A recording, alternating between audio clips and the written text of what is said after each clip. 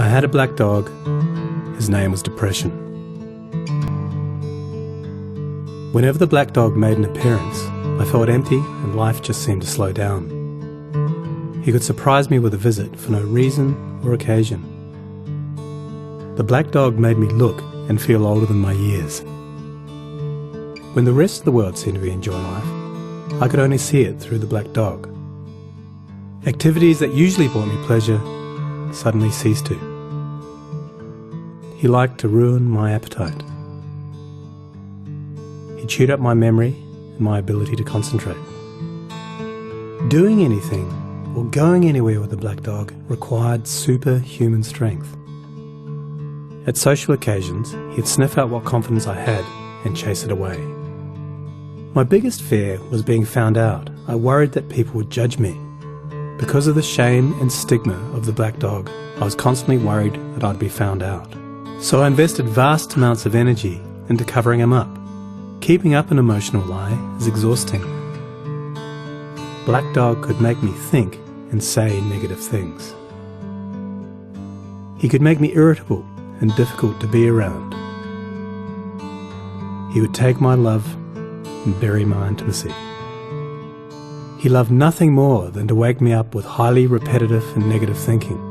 He also liked to remind me how exhausted I was going to be the next day. Having a black dog in your life isn't so much about feeling a bit down, sad or blue. At its worst, it's about being devoid of feeling altogether. As I got older, the black dog got bigger and he started hanging around all the time. I'd chase him off with whatever I thought might send him running. But more often than not, he'd come out on top. Going down became easier than getting up again. So I became rather good at self-medication, which never really helped. Eventually, I felt totally isolated from everything and everyone. The black dog had finally succeeded in hijacking my life. When you lose all joy in life, you can begin to question what the point of it is. Thankfully, this was the time that I sought professional help. This was my first step towards recovery and a major turning point in my life. I learned that it doesn't matter who you are, the black dog affects millions and millions of people. It is an equal opportunity mongrel. I also learned that there was no silver bullet or magic pill. Medication can help some, and others might need a different approach altogether.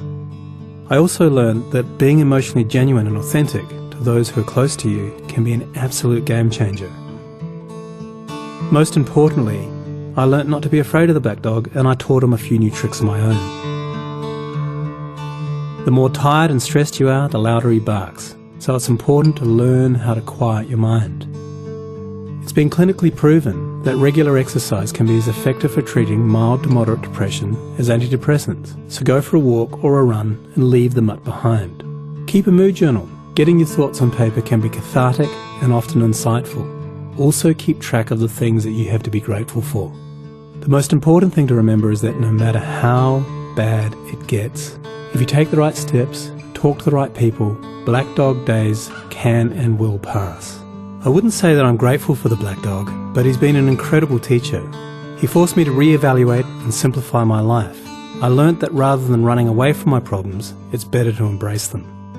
The black dog may always be part of my life, but he'll never be the beast that he was. We have an understanding. I've learned through knowledge, patience, discipline and humour, the worst black dog can be made to heal. If you're in difficulty, never be afraid to ask for help. There is absolutely no shame in doing so. The only shame is missing out on life.